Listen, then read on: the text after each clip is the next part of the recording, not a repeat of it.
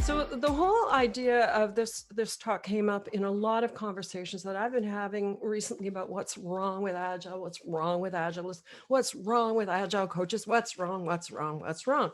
And it seems to me that that we complain about things, but we don't actually talk about why. We don't talk about what's going on. So it struck me that it might be interesting for us to look at the things that we sort of are treating like the elephant in the room. We know it's there, we're pretending that it's not. And I brought my elephant in the room, and it was interesting that in the preamble to this, some of the other hosts also shared pictures of their elephants or waved them at us. So the first thing that I notice, we do not recognize how dogmatic we are. It's one of the issues that I've observed for years.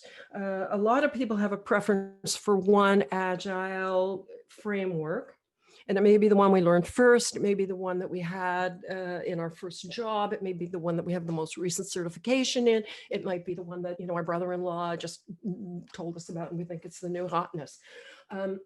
Sometimes it just feels right. It could be one of many reasons, but we have our preferred one. And we just know that it's right. It's the right thing. And the more we're convinced that it's the way to go, the more we risk appearing a bit fanatical.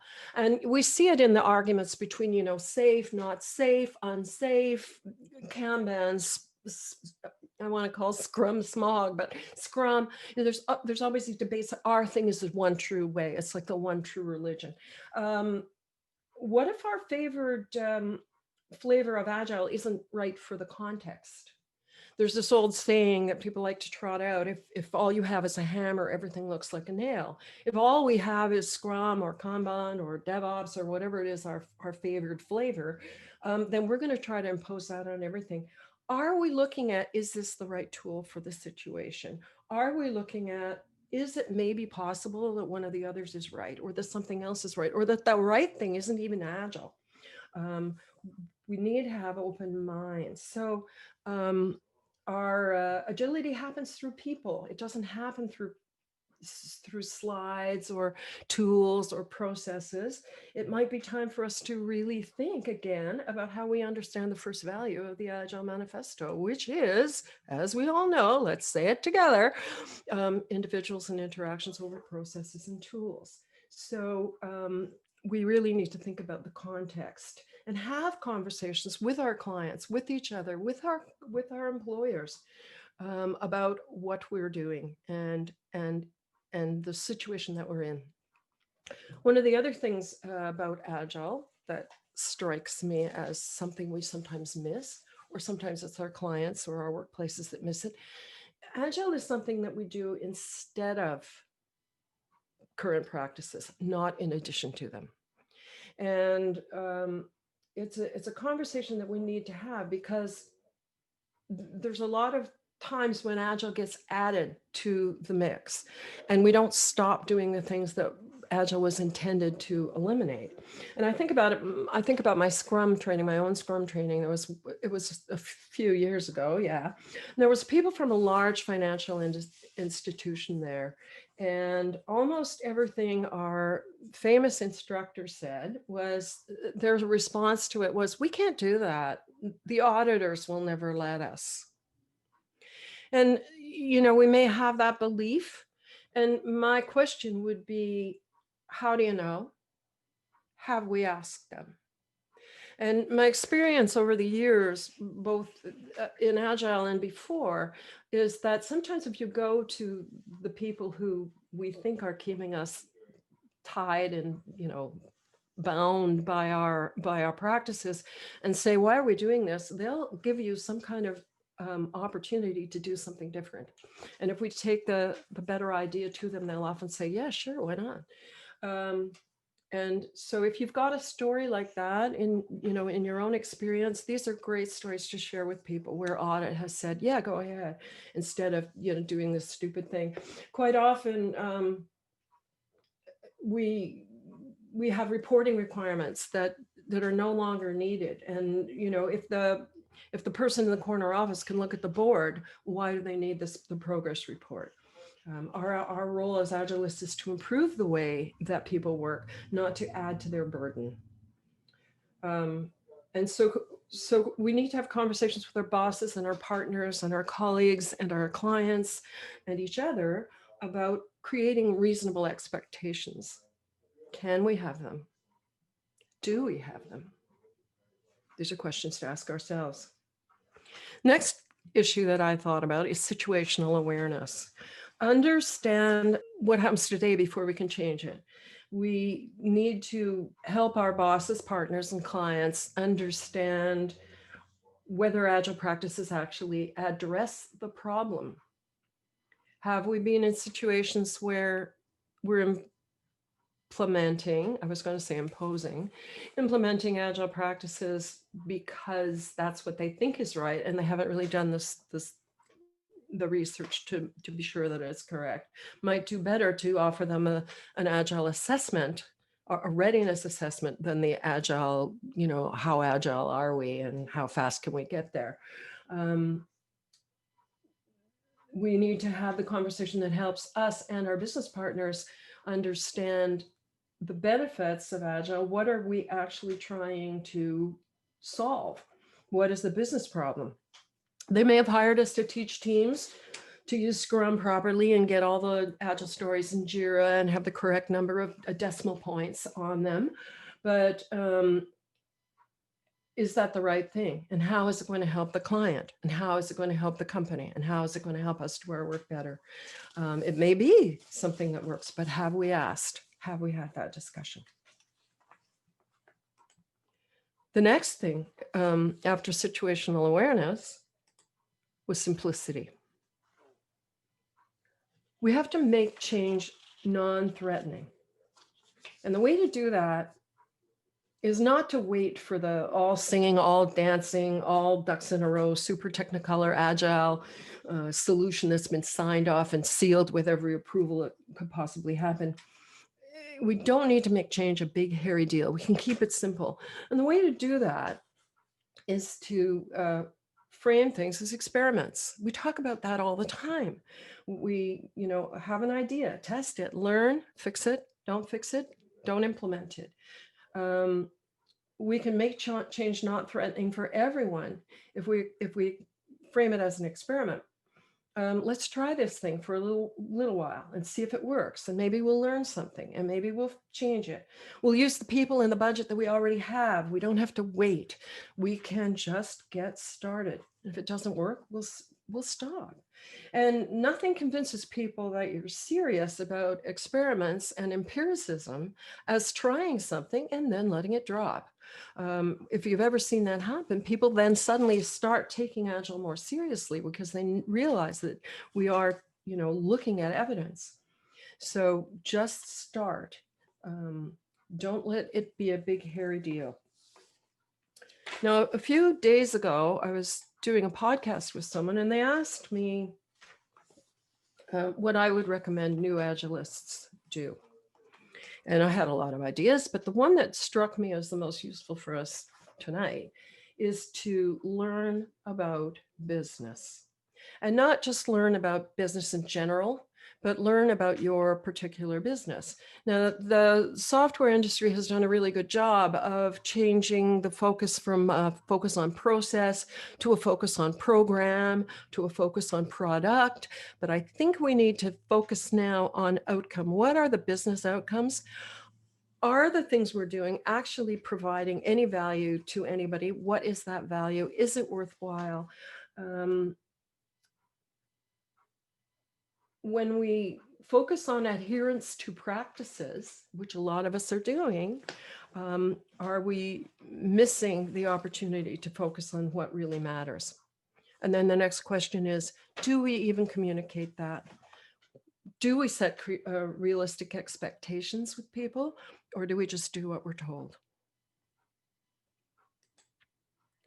The next one is no judgment. One of the most disturbing things I have observed is a kind of Agile arrogance. And I see tweets about these guys just don't get it, or, management morons, and a kind of tone of smartassery maybe in some of the talking that Agilists do. And I wonder why some people are so dismissive of people who don't buy into their ideas. And that ties us back to the dogma section even. But I think these people define success as people do what I tell them. And I'd like to suggest that maybe isn't the deal. As a coach or a trainer or a practitioner or a wizard or whatever we call ourselves, we're offering our experience, we're offering our expertise, but no part of the deal is that they have to take it. We have to make the offer. And that's one of the things that sort of takes me back to something that Jerry Weinberg said is, never forget that they're paying you by the hour and not by the solution. We're hired and paid for our expertise, and we have to offer our best support, our best guess, our best suggestions, but they don't have to take it. Our job is to make the offer. And we can offer our MAD programming, facilitating, coaching, change management, and people skills. They're more likely to be appreciated and our support accepted if two other traits are in place. One is be humble. Even if you have a bazillion certifications and a PhD in JIRA, it's okay to say, I don't know. And here's a secret. Vulnerability is attractive. Keep that in mind. Being human is okay. It's okay to be humble. When people know that humility is present, they're more likely to take you seriously. The second one that I thought of is be curious. After you say, I don't know, try saying, what do you think? Or let's try something. Or how can we find out? The thing with curiosity is that you can always be learning, and you can always be encouraging others to learn as well. That's the development of humility and curiosity adds to anything that's on our resume or that we have certifications in. These are not things that we can get certified in, but there's certainly things we can practice. And my final thought on this was, where does your voice belong? We're grown-ups. We don't need permission to have good thoughts. We don't need permission to do our work. And for some reason, a lot of us wait and don't speak up. We'd rather moan about it over beers, on a Thursday night. But when we speak up, we bring our expertise to the forefront. And we need to have conversations about these, but with empathy and in equal measure. Empathy and confidence in equal measure. And I used to say tact and courage, but I've toned it down a bit because courage is a little bit scary for a lot of people. But, what I've seen in, say, 50 years in the workplace is that real confidence comes from knowing your stuff, knowing that you don't have to have all the answers, and being okay with that. And because you're going to find out what the answers are. And if you don't get those, you're going to get something interesting along the way. And that's all I have for you. I wrote a blog post about this, a little more detail than what we were able to do in 15 minutes. And it's at this link here. And that's my story. I'm sticking to it. Sue, that was awesome. What a great interview. We're going to post that link in the chat window so that folks can go ahead and click on it. And we'll make sure that everyone can get to it, because that was a sort of a great talk. And I've been monitoring the chat window here, and there are a dozen questions that have been flying in, and I'm trying to figure out what order to sequence them in so that they make sense. So maybe I'll just start. Maybe you should put them in as stories. I should. I also want to know where I can get a PhD in Jira. That sounds like something I need. In order to be agile, you need to have a PhD in Jira. Uh, That's hilarious. Anyway, let me jump into a couple of questions here because I do want to get through them and I do want to try and wrap this up in a reasonable time. But the first question talks about being able to speak up and be able to have the courage that I know you've gone away from. How do we do that in an environment where the people that I need to speak up to are the same people who can decide whether or not I get a bonus at the end of the year or whether or not I get a promotion at the end of the year? How do I do that when other people have that sort of influence over me as an individual? My instinct is to say, don't get me started on this one. Yeah, we need jobs. But there are ways that you can have a conversation with people without telling them they're wrong and without telling them they're stupid and without implying that your way is better. The way that I've found in all the years that I've been working, and I have never been the capo di tutti capi, so I've always had somebody that could fire me, is to ask questions going, okay, I see we're doing this. I'm really not clear, or can we be sure, or can we share this information? If you don't want to even look stupid yourself by saying, oh, I don't understand. Can you give me some words that I can do to share this? It's like having enough care for the people that are making the decisions that they get it right and they don't waste their money and the shareholders' money or the client's time or all of this stuff. Like, I think at some point we have to kind of go, why are we working? Is it just for money? Or are we actually trying to do something good? And if we're working in a place where speaking up gets you fired, why are we working there? It's not like there aren't jobs in most parts of, this industry. Okay. Sorry. But I think Sue, that's a good candid answer, right? I think that's the reality, and I love hearing about it from your perspective. like, if we know, I mean, I can say this, I'm an old person, I've been through a lot, but what I've learned over the years, and even when I was younger, it was like, nobody minds if you ask them questions. You're asking from their perspective, right? How do you manage this? What were your thoughts about this? You're not saying you're a dummy, you should be doing this. It's like, hey, Tom, why are we, what are your thoughts on this? And what makes you think it's going to work? Yeah, great question. I loved it as well. You talked earlier, and someone brought this up in the chat. Speaking of which, if anyone has any questions, feel free to throw them in the chat or somehow get my attention that you have a question, and we'll make sure that we'll make sure to get you in. But you talked earlier, so I mean, feel free.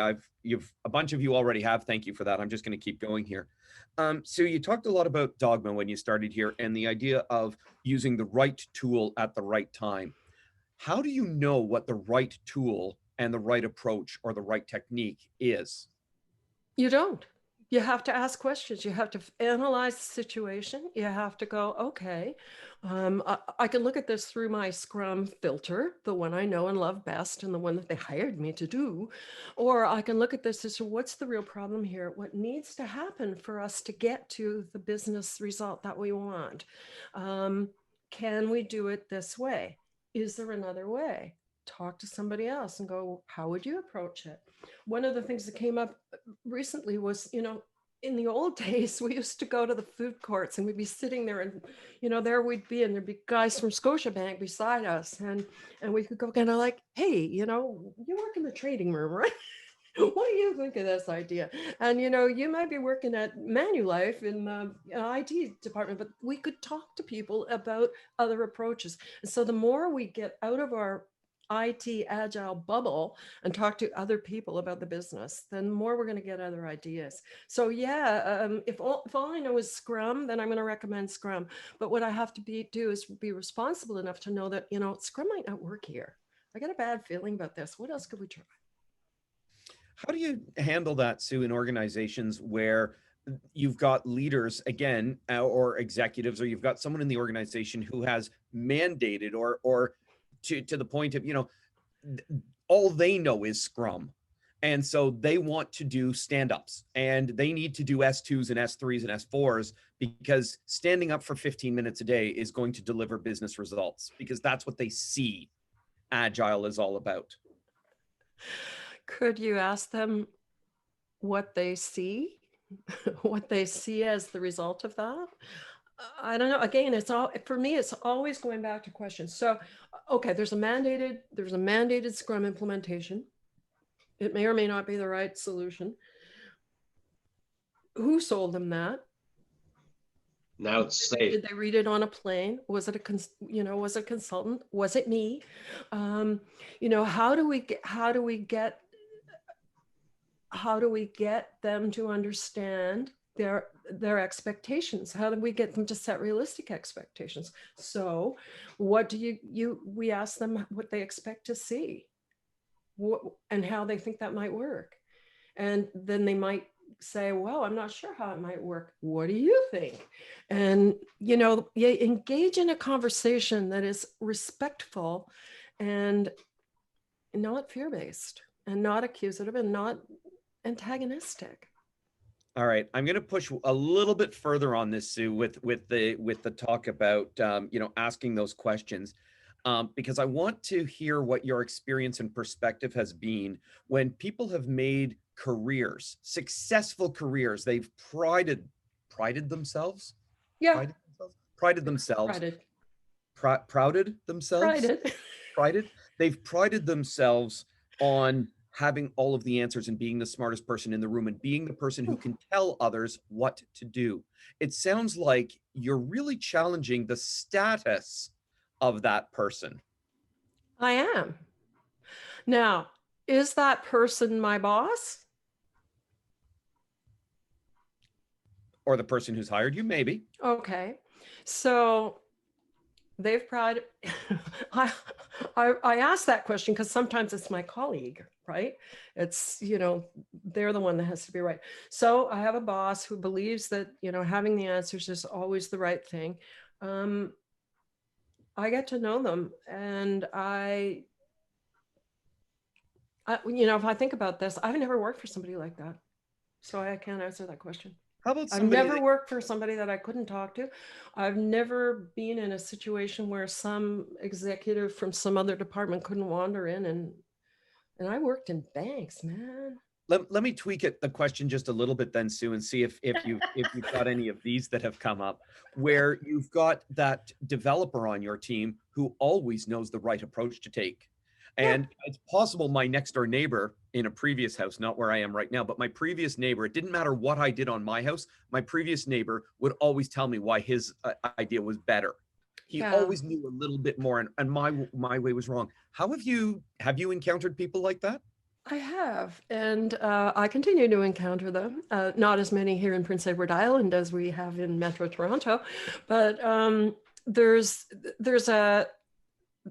a really excellent book that everyone should read called Leading Geeks, written by Paul Glenn. It talks about the engineering mindset. It talks about what happens when a literal sequential brain needs to deal with human stuff.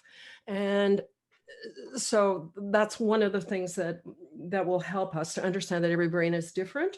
And sometimes engineers have to be right, especially even if they're not, engineers, but particularly engineers have to be right. They're building things that are saving people's lives, and nuclear reactors and planes and rockets and stuff. So being wrong is really a risk for somebody with that kind of training. And it affects every other thing in their life, right? They have to be right about everything. And at some point we have to help them see that, it's okay to be vulnerable. It's okay to have a question. It's okay. And you can tell stories about it. You can get them to talk to other people. You can tell them the story of, the guy that always had to have all the answers. And finally, he took a coaching course and he learned that questions were more important. That might be someone we know. I might know exactly who that is. It might be anyone on this call actually too, because it happens to us a lot. You know, we come in with all this, you know, we have to know it all. We have to know it all. We're new in our job. We need to be taken seriously. We have these certifications. We have an education. Oh my goodness, they're going to know I'm an imposter. The more we are able to talk to people and ask questions and get the answers, the more confident we become. And then the better we seem to do.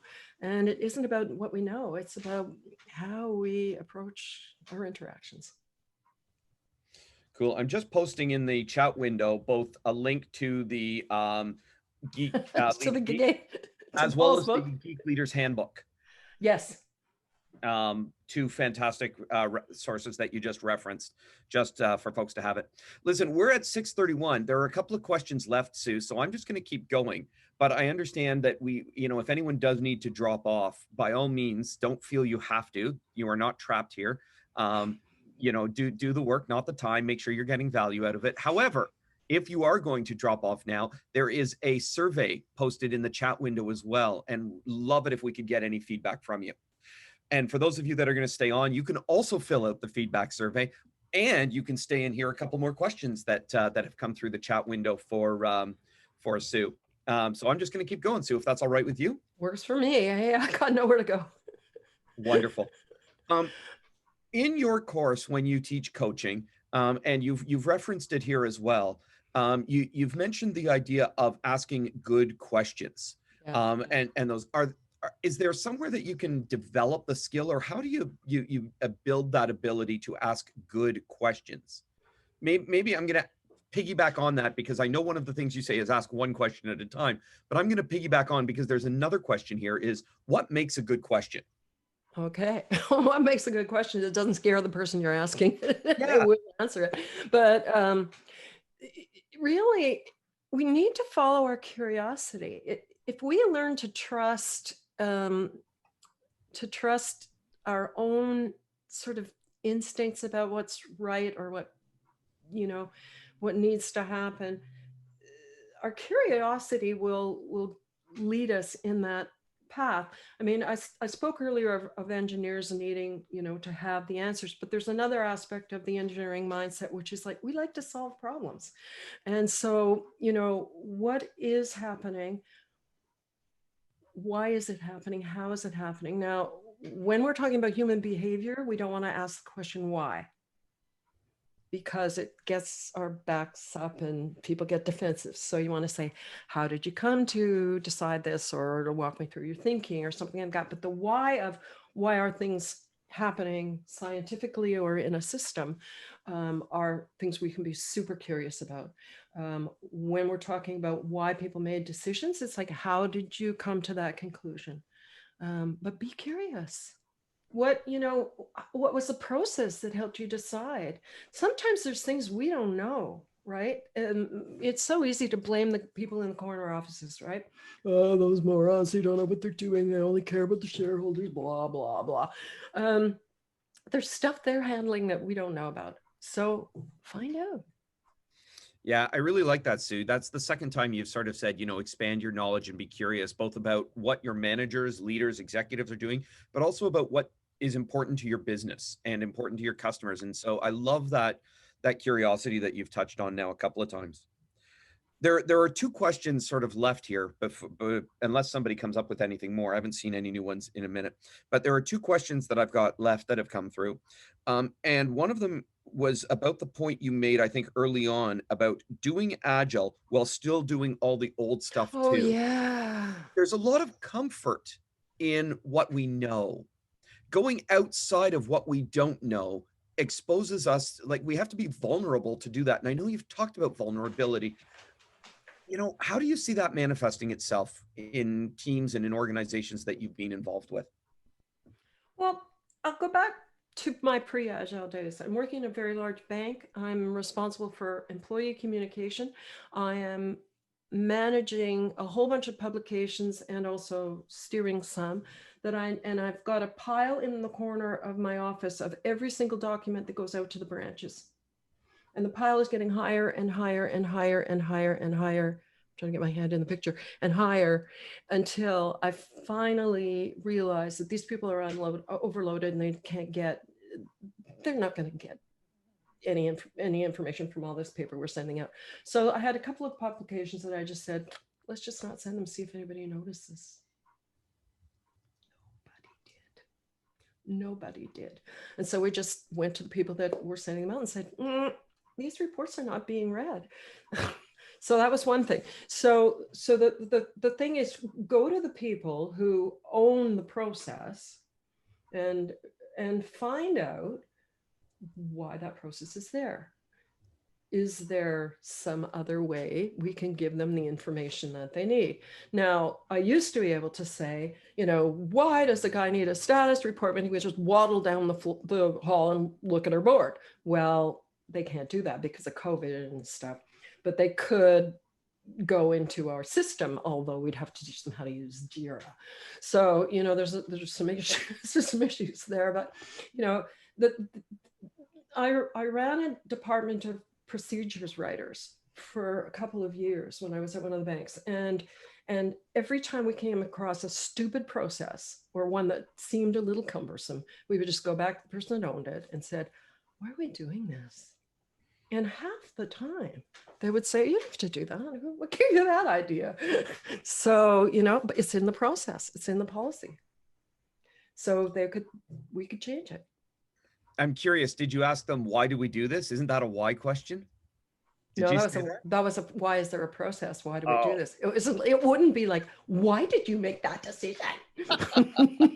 But thank you for catching me on that. Oh, only having fun with you. Hey, Sue, I'm just curious if this was great, by the way. I love hearing about it and I love hearing your perspective and experience in this. Last question I have for you, and just a reminder, folks, that there is a survey link in the chat window. Love any feedback that you have. But Sue, if folks want to get in touch with you, what's the best way for them to talk to you? Okay, I would say Twitter @itsunderstood. That's kind of where I am. And a lot of Agilists are still there. A lot of the people that I've met through presenting at conferences internationally, there's this little cluster of people who are, still using that. I think the hot thing may be Instagram or yeah, or whatever it's called. TikTok. What is that? TikTok. Yeah, but get me on @itsunderstood, or if they could, if they want to catch me at email, it's sue@itsunderstood.com. Awesome. Sue, thank you so much for your time tonight. Tom, I'm going to pass it over to you. We got through all of the questions pretty much, I think. I just want to thank everybody that hung in, first of all, for coming, and then second of all, for staying, because it was, it's always a bit risky to talk about things like arrogance and communication and being brave. Well, I really appreciated your candid approach, Sue, and really it demonstrates that not only have you been doing this for a long time, but you've been thoughtful about that and really pay attention to the things that not only are said but remain unsaid. So really enjoyed that, and I want to thank you very much for taking the time out to speak with our community, and I'll definitely be checking out the blog post based on the link that you shared. And again, thanks so much. You're welcome. It's a pleasure to be here. Thanks. Thanks, Sue. Thanks, everyone.